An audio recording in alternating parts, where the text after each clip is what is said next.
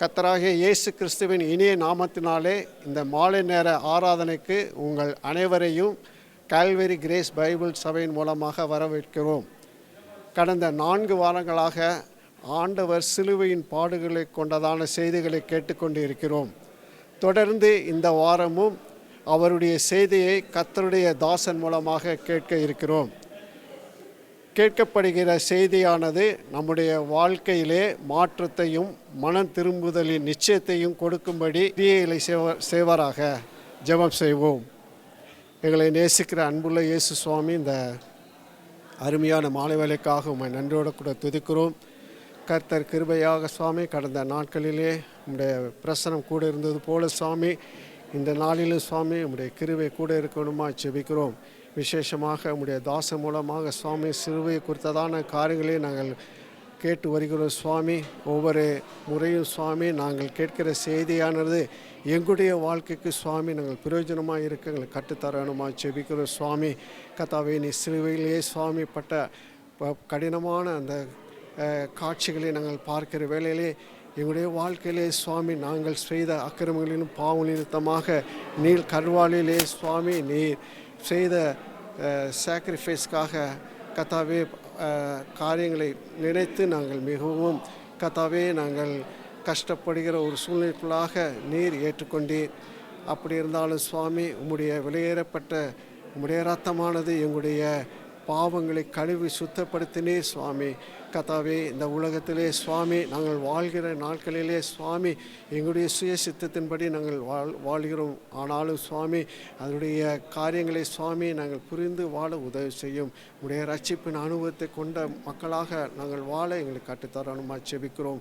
உங்களுடைய செய்தி எங்களுடைய வாழ்க்கையிலே சுவாமி தொடர்ந்து சுவாமி பேச வேணுமா ஜெபிக்கிறோம். கேட்கிற ஒவ்வொரு மக்களையும் உடைய சமயத்தில் வைக்கிறோம். நீ காத்துக்கொள்ளும், வழி நடத்தும். உங்களுடைய செய்தி இந்த நாளிலே சுவாமி எங்கள் ஒவ்வொருவருக்கும் ஆசீர்வாதமாக இருக்க உதவி செய்யும். ஆசீர்வதியும் பலப்படுத்தும். இயேசு கிறிஸ்து மூலம் வேண்டிக்கிறோம் நல்ல பிதாவே, ஆமேன்.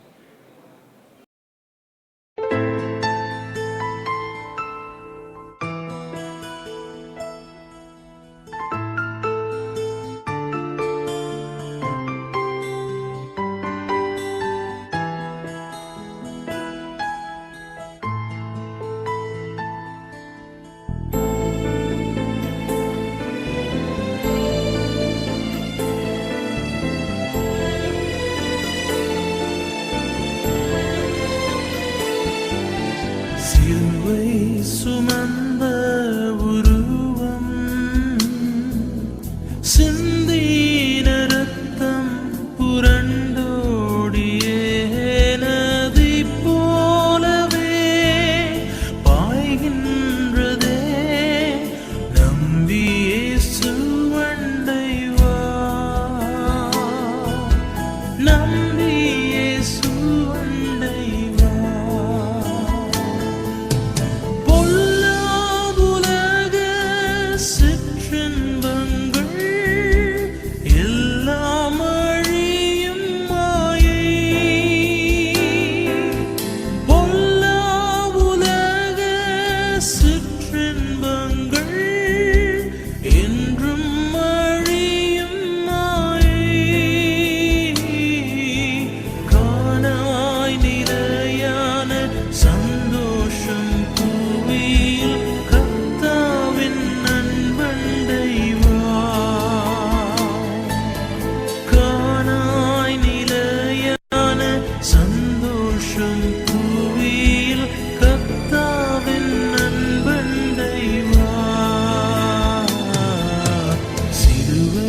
சுமந்த உருவம்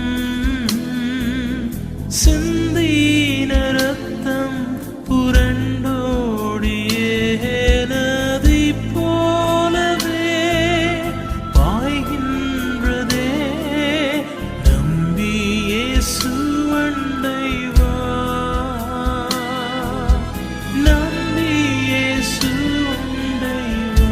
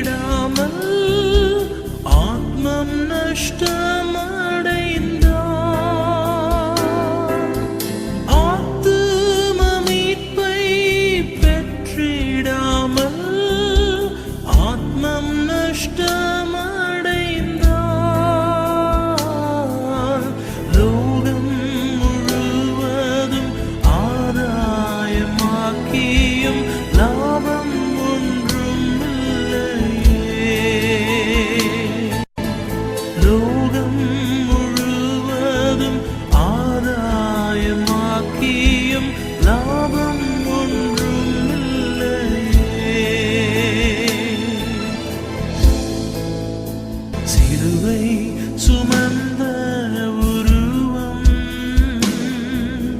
சிந்தின ரத்தம் புரண்டோடியே நதி போலவே பாய்கின்றதே. நம்பி இயேசு அண்டை வா, நம்பி இயேசு அண்டை வா. அன்பானவர்களே, மறுபடியுமாக இந்த லெந்து கால தியானத்திலே உங்களோடு கூட ஆண்டவருடைய வார்த்தையை பகிர்ந்து கொள்ளும்படியாக ஆண்டவர் கொடுத்த இந்த நேரத்திற்காக நான் ஆண்டவருக்கு நன்றி செலுத்துகிறேன். நான் முன்னமே சொன்னது போல கர்த்தர் உங்களையும் என்னையும் மீட்டுக் கொண்டிருக்கிறார். இயேசு கிறிஸ்துவின் தூய திரு ரத்தத்தினாலே நீங்களும் நானும் மீட்கப்பட்டிருக்கிறோம். பரிசுத்த பவுல் அப்போஸ்தலன் தன்னுடைய 2ஆம் நிருபத்திலே, தீமோத்தேயுவுக்கு எழுதின 2ஆம் நிருபத்திலே 1ஆம் அதிகாரம் 9ஆம் வசனத்திலே அவர் என்ன சொல்லுகிறார்? நான் அந்த வசனத்தை வாசிக்கிறேன். அவர் தம்முடைய கிரியைகளின்படி நம்மை ரட்சிக்காமல், நம்முடைய கிரியைகளின்படி நடக்காமல், அது ஆண்டவருடைய கிருபை, ஆண்டவருடைய ஈவு. அதைத்தான் நாம் முன்னமே வாசித்தோம். தம்முடைய கிரியைகளின்படி நம்மை ரட்சிக்காமல் தம்முடைய தீர்மானத்தின்படியும், ஆண்டவர் முன்னமே தீர்மானித்தார், தம்முடைய தீர்மானத்தின்படியும் ஆதி காலம் முதல் கிறிஸ்து இயேசுவுக்குள் அருளப்பட்ட கிருபையின்படியும் நம்மை ரட்சித்து பரிசுத்த அழைப்பினாலே நம்மை அழைத்தார். ஆதி காலம் முதல், ஆங்கிலத்திலே அது மிகவும் நல்ல விளக்கமா இருக்குது. Even before the foundation of the world, by his grace, ஆண்டவருடைய கிருபையினாலே உங்களை ரட்சித்தார், என்னை ரட்சித்தார். அதைத்தான் இந்த வசனம் நமக்கு வெளிப்படுத்துகிறது.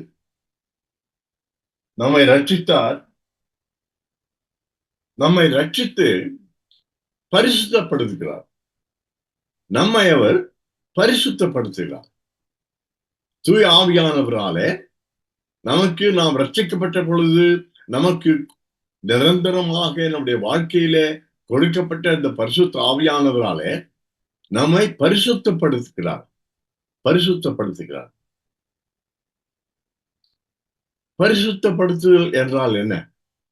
பரிசுத்தப்படுத்துதல் என்றால் ஆங்கிலத்திலே ஹோலி என்று சொல்கிறோம், கிரேக்க மொழியில ஹகியாஸ் என்று சொல்கிறோம். நாம் பிரித்தெடுக்கப்பட்டவர்கள், ஆண்டவருக்காக பிரித்தெடுக்கப்பட்டவர்கள், விசேஷமானவர்கள். நீ விசேஷித்தமானவன், நீ விசேஷித்தமானவள். ஆண்டவருக்காக பிரித்தெடுக்கப்பட்டவர்கள், ஆண்டவருக்காக பிரித்தெடுக்கப்பட்டவர்கள். ஏன் பிரித்தெடுக்கப்பட்டிருக்கிறோம்? With a purpose, ஒரு நோக்கத்திற்காக, ஆண்டவருடைய நோக்கத்திற்காக நீங்களும் நானும் பிரித்தெடுக்கப்பட்டிருக்கிறோம், ஆண்டவருக்காக.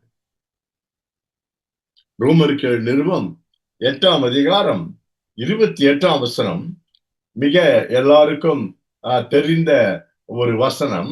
அந்த வசனத்தை நான் வாசிக்கிறேன். அந்த வசனத்துல என்ன வாசிக்கிறோம்?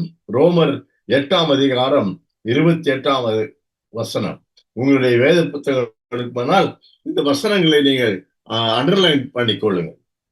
இங்கே நான் வாசிக்கிறோம், அன்றியும் அவருடைய தீர்மானத்தின்படி அழைக்கப்பட்டவர்களாய் தேவனிடத்தில் அன்பு கூறுகிறவர்களுக்கு சகலமும் நன்மைக்கு ஏதுவாகவே நடக்கிறது என்று நாம் அறிந்திருக்கிறோம். தேவனிடத்தில் அன்பு கூறுகிறவர்கள் யார்? நீங்களும் நான். நீங்களும் நான் அவரிடத்தில் அன்புக்குரியபடினால ஆண்டவர் உங்களையும் என்னையும் அவருடைய நோக்கத்திற்காக அழைக்கிறார். அவருடைய நோக்கத்திற்காக அழைக்கும் பொழுது வேதம் சொல்லுகிறது, அவர் எல்லாவற்றையும் நன்மைக்கு ஏதுவாகவே செய்து முடிக்கிறார். உங்களுடைய வாழ்க்கையிலே, என்னுடைய வாழ்க்கையிலே நடைபெறுகின்ற எல்லா காரியங்களையும் அது நன்மையானாலும் சரி, தீமையானாலும் சரி, சுகவீனமானாலும் சரி, சுகமானாலும் சரி, சந்தோஷமானாலும் சரி, துக்கமானாலும் சரி, வேண்டவைகளானாலும் சரி, வேண்டவைகள் இல்லாதவர்களானாலும் சரி, எல்லாவற்றையும் ஆண்டவர் நன்மைக்கு ஏதுவாகவே செய்து முடிக்கிறார். உங்களுக்கு எனக்கும் சில காரியங்கள் நடக்கும் பொழுது, சில மனிதர்களை சந்திக்கும் பொழுது, சில சூழ்நிலைகள் ஏற்படும் பொழுது நமக்கு அது கஷ்டமா இருக்கலாம்.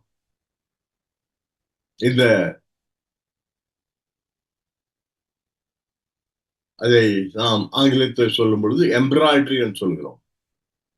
அந்த எம்ப்ராய்டரி பண்ணும் பொழுது அந்த ஊசி, பெரிய ஊசி அந்த துணியில கீழும் மேலுமாக அது போகிறது.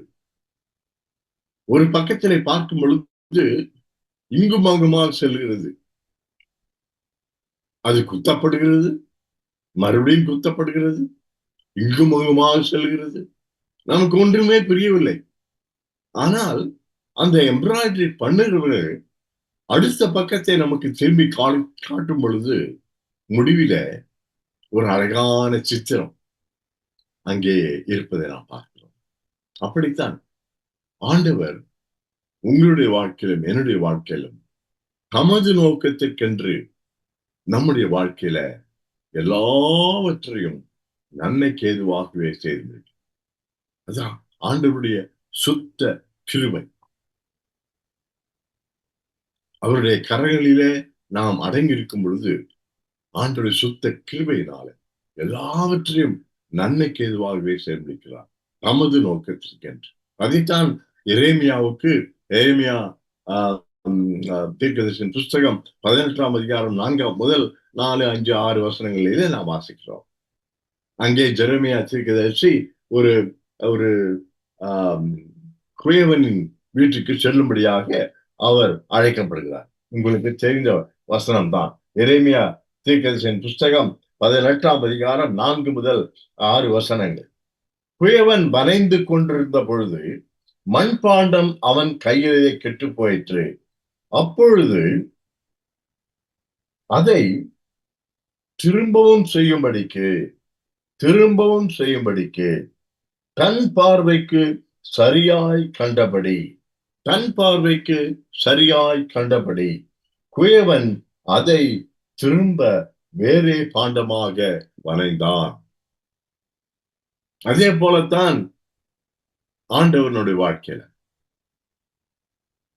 திரும்ப வேறே பாண்டமாக, ஆங்கிலத்திலே வெகு அழகாக இருக்கிறது, according to his purposes, according to his will, தம்முடைய சித்தத்தின்படி நம்மை வணைகிறார். நாம் கெட்டு போன பொழுதும், அவரை விட்டு விலகி போன பொழுதிலும், அவருடைய சித்தத்திலே நாம் வழுவி போன பொழுதிலும், நம்முடைய பின்மாற்றத்திலும் ஆண்டவர் திரும்பவும் நம்முடைய வாழ்க்கையை வணைய வல்லவர். அதுதான் இயேசு கிறிஸ்துவின் அந்த சிலுவை நம்முடைய வாழ்க்கையில கொடுத்த ஒரு பெரிய கிருபை. நம்முடைய வாழ்க்கையிலே ஒரு நோக்கத்தை கொடுக்கிறது, நம்முடைய வாழ்க்கையிலே ஒரு சந்தோஷத்தை கொடுக்கிறது. அது சிலுவை மாத்திரம்தான் நம்முடைய வாழ்க்கையில கொடுக்க முடியும். கர்த்தத்தாமே இந்த வசனத்தை நீங்கள் கேட்டுக்கொண்டிருக்கும் பொழுது உங்களுடைய வாழ்க்கையில அந்த நோக்கத்தை உங்களுக்கு புதுப்பித்து தருவாராக. சந்தோஷத்தை, சமாதானத்தை உங்களுடைய வாழ்க்கையிலே திரும்ப தருவாராக. ஆண்டவர் வல்லவர், ஆண்டவர் நல்லவர், அவராலே கூடாத காரியம் ஒன்றுமில்லை. நான் சொன்னது போல அந்த பாத்திரம், அந்த களிமண் கெட்டு போனது, பாத்திரம் கெட்டு போனது. அதை திரும்ப அவர் வரைந்தார். எப்பொழுது அந்த களிமண் அவருடைய கைகளிலே இருந்த பொழுது. அப்படியே நம்முடைய வாழ்க்கையும் திரும்ப மனம் திரும்பி அவருக்கு கீழ்ப்படிந்து, அவருடைய வாழ்க்கைக்கு கீழ்ப்படிந்து, நம்முடைய வாழ்க்கையை அவருடைய கரங்களிலே திரும்ப ஒப்புக் கொடுப்பவனாம் ஆண்டவர் ஒரு புதிய வாழ்க்கையை, உபயோகமான வாழ்க்கையை, தம்முடைய நோக்கத்துக்கென்று உங்களையும் என்னையும் அவர் உருவாக்க வல்லவராகிறார். அதைத்தான் என் வாழ்க்கையில் ஆண்டவர் செய்தார். என் வாழ்க்கையில் ஆண்டவர், உங்கள் வாழ்க்கையிலும் அதை ஆண்டவர் செய்ய வல்லவர். ஒருவேளை நினைத்து பாருங்கள், உங்களுடைய ஆவிக்குரிய வாழ்க்கை எப்படி இருக்கிறது? உங்களுடைய ஜெப ஜீவியம் எப்படி இருக்கிறது? ஆண்டவரோடு கூட நடந்து கொண்டிருக்கிறீர்களா? ஆண்டவருக்கு பிரியமான வாழ்க்கையா இருக்கிறதா? ஏதோ சில காரியங்களில் அவருடைய நோக்கத்திற்கு மாறாக நீங்கள் நடந்து கொண்டிருக்கிறீர்களா? இது ஒரு நல்ல காலம். இது லெந்து காலம், ஒரு நல்ல காலம். மனம் திரும்புங்கள். உங்கள் மனதை மாற்றுங்கள்.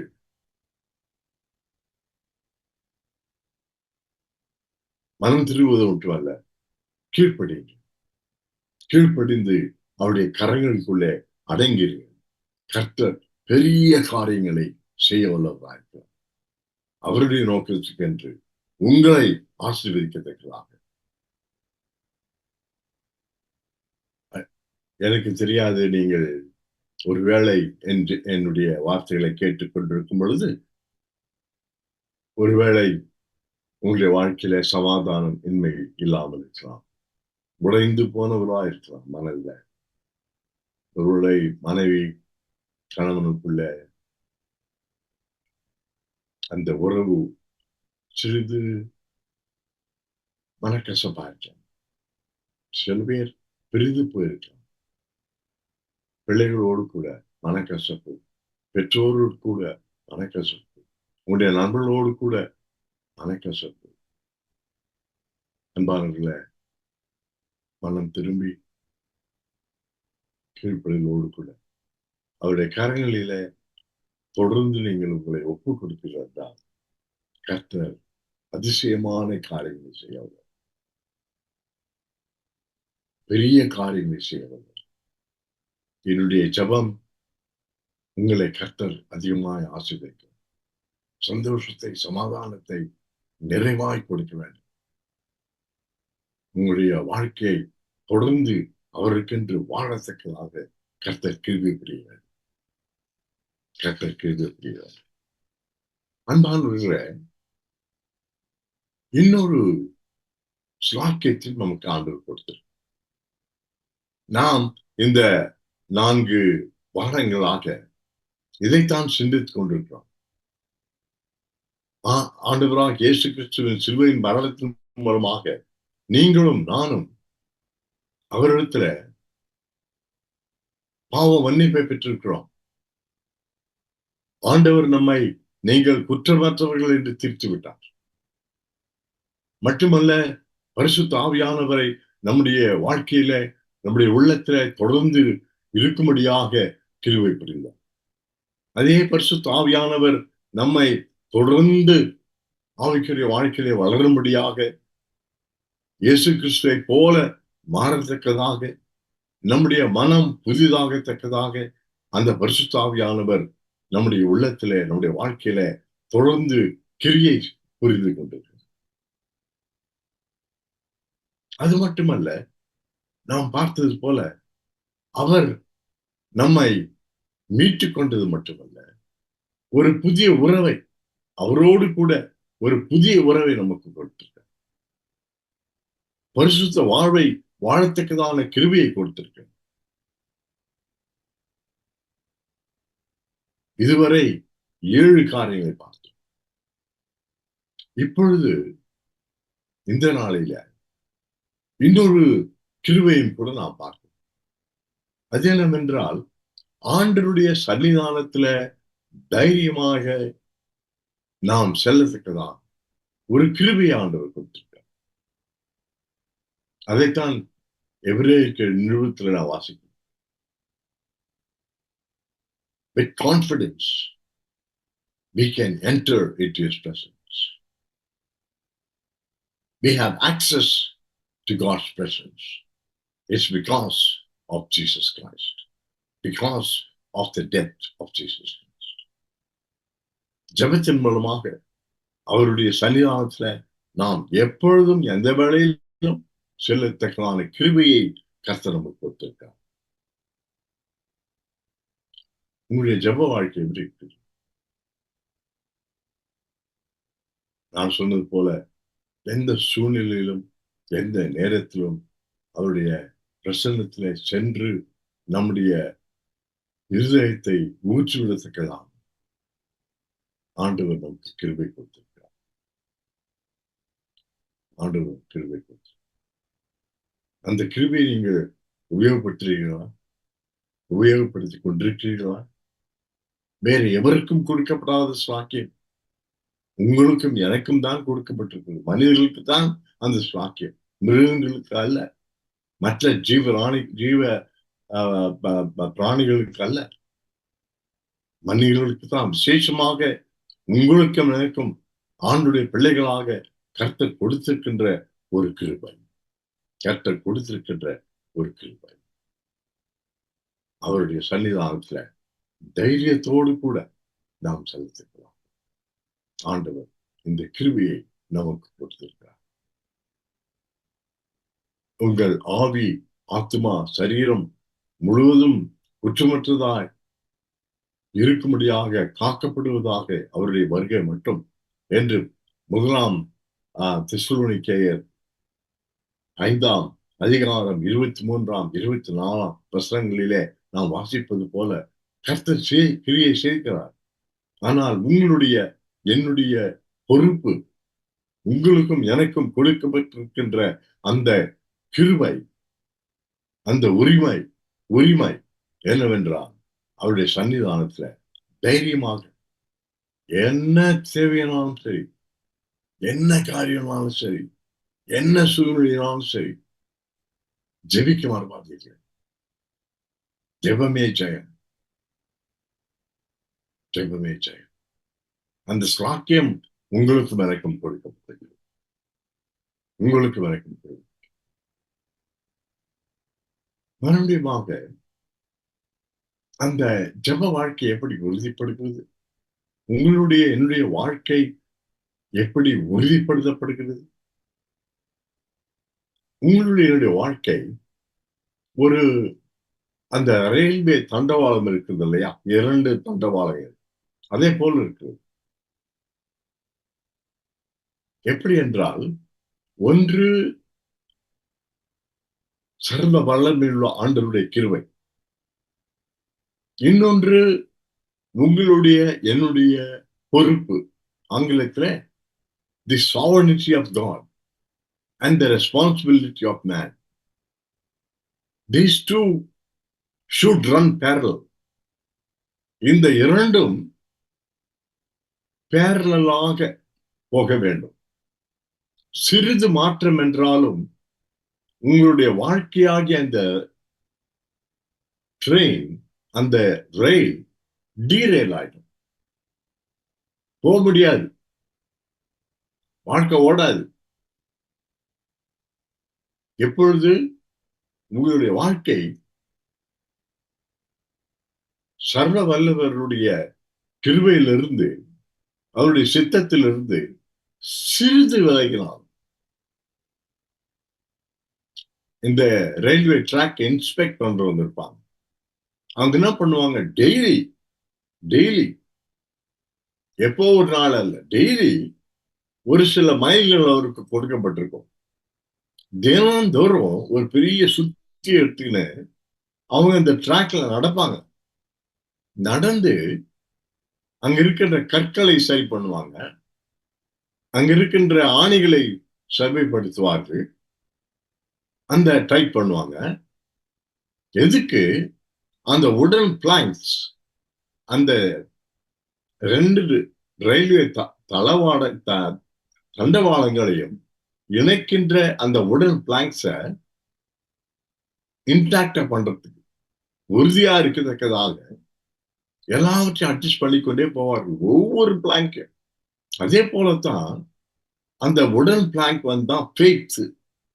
அந்த ஃபெய்த் தான், அந்த விசுவாசம் தான் ஆண்டவருடைய கிருபையில நம்முடைய வாழ்க்கையை அலைன் பண்ணத்தக்கதாக, பேரலா இருக்கத்தக்கதாக ஒவ்வொரு நாளும் அனுதினமும் அது இன்ஸ்பெக்ட் செய்யப்பட வேண்டும். அது எப்படி செயல்முறைப்படுத்தப்பட வேண்டும்? அது எப்படி? ஜெபத்தின் மூலம். ஜெபத்தின் மூலம். எப்படி உங்களுடைய ஜெப வாழ்க்கை இருக்கிறது? நான் கேட்டது குடும்ப ஜெபம், குடும்ப ஜெபம், உங்களுடைய தனிப்பட்ட ஜெபம் வெகு வெகு முக்கியம். அதை விட்டு விடாது. நம்முடைய காலங்களிலிருந்து இந்த குடும்ப ஜெபம் என்று சொல்வது ஒரு மறைக்கப்பட்ட ஒரு விஷயமாக இருக்கு. மறந்து விடாது, புறக்கணித்து விடாது. ஜெபம் மிக மிக முக்கியம். அதை நம்ம விசுவாசத்துல உறுதிப்படுத்துகிறது. மட்டுமல்ல, விசுவாசத்திலே நம்மை உறுதிப்படுத்துவதற்கு வேறு 2 காரியங்களையும் ஆண்டவர் கொடுத்திருக்கிறார். 2 காரியங்களையும் ஆண்டவர் கொடுத்திருக்கிறார். அந்த 2 காரியங்கள் என்னவென்றால், சபை, ஆண்டவருடைய வார்த்தை. சபை, ஆண்டவருடைய வார்த்தை. நித்திய காலமாய் அழிந்து போகாத காரியங்கள் இந்த 2 தான். ஒன்று சபை, நீங்களும் நானும். 2 ஆண்டவருடைய வார்த்தை. வேறு ஒன்றும் நிலைத்திருக்க போவதில்லை. இது 2 தான் முக்கியம். இது உங்கள் விசுவாசத்தை உறுதிப்படுத்துகிறது. வேதம் வாசியுங்கள் அனுதினமும். மட்டுமல்ல, வேதத்தை தனியாக தியானிப்பது மட்டுமல்ல, சபையோடு கூட நீங்கள் தியானிக்க வேண்டும். அது ஆண்டவர் கொடுத்திருக்க இன்னொரு கிருபை. Not only the access is a privilege given to us, is a gift from God, and the fellowship is called the new community. First Pavul அப்போஸ்தலன் அதை புதிய கம்யூனிட்டி என்று சொல்கிறார். உங்களை, என்னை ஆண்டவர் புதிய மனிதனாக மாற்றிய பிறகு அவர் நம்மை இந்த புதிய கம்யூனிட்டிக்குள்ளே நம்மை வைக்கிறார். It is God given again. It's a gift from God. It is God's idea. ஆண்டவருடைய கிருபை. நாம் ஒண்ணுமே அந்த வசனத்தை வாசித்தோம். பரிசுத்த ஆவியானவர் உங்களை இந்த சபையில, நீங்கள் இருக்கின்ற சபையில உங்களை வைத்திருக்கிறார். ஏன்? நீங்களும் நானும் வளரும்படியா. வெகு முக்கியம் பிரியமானது. சபை மிக மிக முக்கியமான ஒரு காரியம். அதன் மூலமாய்த்தான் நீங்கள் வளர முடியும். வளர முடியும். அது நம்முடைய பொறுப்பு. அனுதினமும் நாம் சபைக்காக ஜெபிக்க வேண்டும். உங்களுடைய போதகருக்காக ஜெபிக்க வேண்டும். எப்பொழுதும் எந்த காரியத்தை கொண்டும் உங்கள் சபையை விட்டு விலகாதீர்கள், புறக்கணிக்காதீர்கள். அதைத்தான் எபிரேயர் நிறுவனத்தில் நாம் வாசிக்கிறோம். உங்கள் சபை மிக மிக முக்கியம். உங்கள் சபை மாத்திரம்தான் மிக மிக முக்கியம். மற்ற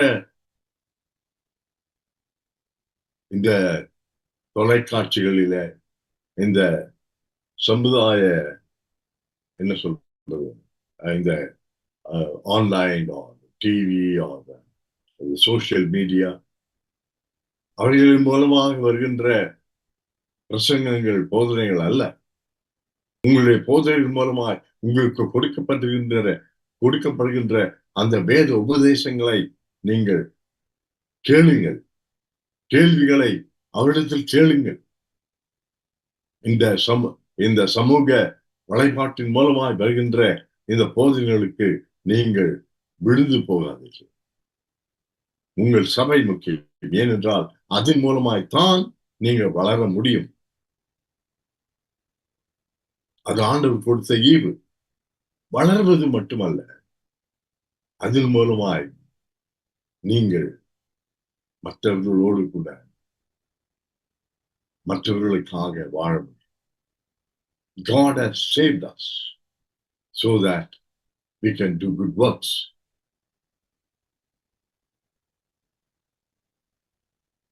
என்ன good works? கர்த்தர் நாம் ஒவ்வொருவருக்கும் நாம் ரட்சிக்கப்பட்ட பொழுது அட்லீஸ்ட் ஒரு ஆவிக்குரிய கிஃப்டை கொடுத்திருக்கார். Spiritual gift. Along with the challenge, God has given you at least one gift. அதை நீங்கள் ஃபெய்த்ஃபுல்லாக பொறுப்பாக உபயோகப்படுத்தும் பொழுது இன்னும் அநேக கிஃப்ட்ஸை ஆண்டவர் கொடுக்கலாம். அந்த கிஃப்டை நம்ம சபைக்குள் உபயோகப்படுத்தணும். மற்றவர்களுக்காக உபயோகப்படுத்தணும். உங்களுடைய மேன்மைக்காக அல்ல. நான் ஆவிக்குரிய வாழ்க்கையில பெரியவன், நான் பெரிய ஆளு இல்ல. சில பேர் இந்த ஆவிக்குரிய கிருபைகளை பணம் பண்றாங்க தங்களுக்காக. அதுக்கல்ல. உங்களுக்கு கொடுக்கப்பட்ட இந்த ஆவிக்குரிய ஈவு, any spiritual gift is given that you can use it for one another. ஒருவருக்காக. It's a mutual. You give your spirit, you use your spirit to build the other person.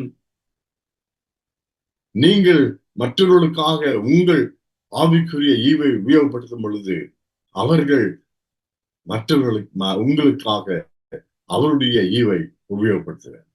அதுதான் ஆண்டுடைய திட்டம். அதற்காகத்தான் ஆண்டவர் நம்மை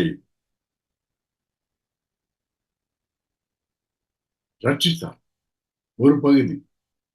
மற்ற பகுதிகளில் நாம் பிரித்து மறு வாரத்திலே நாம் பார்ப்போம். உங்களையும் என்னையும் ஆண்டவர் ஒருவருக்காக ஒருவர் வாழத்தக்கதாக, அதன் மூலமாய் நாம் வளரத்தக்கதாக, அதன் மூலமாய் நாம் பலப்படுத்தப்படத்தக்கதாக ஆண்டவர் தேர்வு கொண்டிருக்கிறார். உங்களுடைய பலன், உங்களுடைய வளர்ச்சி சபையிலே இருக்கிறது. உங்கள் சபையிலே இருக்கு. ஆங்கிலத்தில் சொல்ல வேண்டும் என்றால், the new community that God has brought in your life is for your growth and also for the strengthening of your faith. And at the same time, it is also to enable other person to grow and to be strengthened in his or her faith through your spiritual gift. அதுதான் ஆண்டுடைய மேலான திட்டம். கர்த்தர் உங்களையும் என்னையும் இந்த ஒருவருக்காக ஒருவர் வாழத்தக்கதான கிருபையில பலப்படுத்தக்கலாம். பொறுப்புள்ளவர்களாக நாம் நம்முடைய சபையில நிரந்தரமாக இருந்து கீழ்ப்படிந்து மனம் திரும்பி ஆண்டவருக்காக வாழ இந்த லெந்து காலங்களில கர்த்தர் நம்முடைய மனதை மறுபடியும் திருப்பி ஆண்டவர் திருப்பி பெற்றார். கர்த்தர் உங்களை ஆசீர்வதித்து உங்களை ஆசீர்வாதமாக மாற்றட்டும். கர்த்தர் உங்களை ஆசீர்வதிப்பார். வருகின்ற வாரம் நாம் இந்த ஒருவருக்காக ஒருவர் என்கின்ற அந்த சாராம்சத்தை குறித்து, அந்த காரியத்தை குறித்து, அந்த கிருபையை குறித்து நாம் தியானிப்போம். மறந்து விடாது அதை கேளுங்கள். அது மிக முக்கியமான ஒரு காரியம். ஒருவருக்காக ஒருவர். குடும்ப வாழ்க்கையில, சபையின் வாழ்க்கையில. அதை குறித்து இன்னும் விவரமாக அடுத்த வாரத்திலே நாம் சிந்திப்போம். மறுபடியும் நாம் சந்திக்கும் வரை கர்த்தருடைய கிருபையும் ஆசீர்வாதமும் உங்கள் அனைவரோடு கூட இருப்பதாக. ஆமென். ஜெபம் செய்வோம். எங்கள் அன்பு நிறைந்த ஆண்டவரே, இந்த அருமையான நேரத்துக்காக நாங்கள் உமக்கு நன்றி செலுத்துவோம் சுவாமி. கர்த்தர் தாமே உம்முடைய கிருபையினாலே ஆண்டவரே எங்களை மீட்டுக் கொண்டது மட்டுமல்ல சுவாமி, உம்முடைய பரிசுத்த ஆவியானவரை ஆண்டவரே எங்கள் உள்ளத்திலே கொடுத்து எங்களை புதிய மனிதனாக உருவாக்கி எங்களை ஒரு புதிய சமுதாயத்திலே இந்த சபையிலே எங்களை வைத்திருக்க சுவாமி. ஆண்டவரே உமக்கு நன்றி செலுத்துகிறோம். ஆண்டவரே, நாங்கள் தொடர்ந்து இந்த சபையிலே இந்த புதிய சமுதாயத்திலே வாழும் பொழுது உம்முடைய வார்த்தையினாலே, உம்முடைய தூய ஆவியானவராலே, உம்முடைய பிள்ளைகளின் ஐக்கியத்தின் மூலமாக, அந்யோன்யத்தின் மூலமாக நான் ஆண்டவரே இந்த பரிசுத்த வாழ்க்கையில விசுவாசத்துல வளரத்தக்கதாக பலப்படுறதுக்காக நீரே கிருபை புரிய சுவாமி. ஆண்டவரே, தொடர்ந்து உம்முடைய நோக்கத்திற்காக, உம்முடைய பர்பஸ்க்காக என்னை தொடர்ந்து உருவாக்கி செயல்படுத்தும். என்னுடைய பாவங்களை, குற்றங்களை மன்னியும். நீர் உருவாக்க வல்லவர். நீர் ஞானமுள்ளவர், பலமுள்ளவர். உம்மாலே கூடாத காரியம் ஒன்றுமில்லை சுவாமி. என்னுடைய உடைந்து போன வாழ்க்கையின் மூலமாயும் கூட நீர் பலமான காரியங்களை, பெரிய காரியங்களை, பெரிய ஒருவராய் பெரிய அதிசயங்களை செய்கின்ற தேவன் நீர் என்னை உருவாக்க வல்லவர் சுவாமி. என்னுடைய வாழ்க்கை முழுவதுமாக என்னுடைய கரங்களிலே நான் ஒப்புக்கொள்கிறேன். தொடர்ந்து கர்த்தாவே உம்முடைய கிருபையின் மூலமாக எனக்கு நீர் கொடுத்த அந்த சபையிலே உத்தரவாதமாய் இருக்கத்தக்கதாக என்னுடைய போதகரை நான் மதித்து அவருடைய வார்த்தைகளை கேட்டு அதன்படி நான் நடந்து ஆண்டவரே, நான் என்னுடைய வாழ்க்கையை பலப்படுத்திக் கொள்வது மட்டுமல்ல, என்னுடைய விசுவாசத்திலே நான் பலமுள்ளவனாய் மாறத்தக்கதாய் மட்டுமல்ல, மற்றவருடைய வாழ்க்கையும் கூட நான் பலப்படுத்தத்தக்கதாகும். என்னுடைய கர்த்தர் அருளின என்னுடைய அந்த ஆவிக்குரிய ஈவுகளின் மூலமாய் மற்றவருடைய வாழ்க்கையும் நான் ஆசீர்வாதமாக மாற்றத்தக்கதாக தேவனே கிருபை புரிகின்றார். உம்முடைய கிருபை மாத்திரம் எங்களுக்கு போதுமையா. உம்முடைய கிருபை மாத்திரம் எனக்கு போதுமையா. துதி கன மகிமை எல்லாவற்றையும் உங்களுக்கு செலுத்துவோம். எங்கள் ஆளுநர் இயேசு கிறிஸ்து நாமத்தில் ஜெபிக்கிறோம். எங்கள் நல்ல பிதாவே. ஆமென்.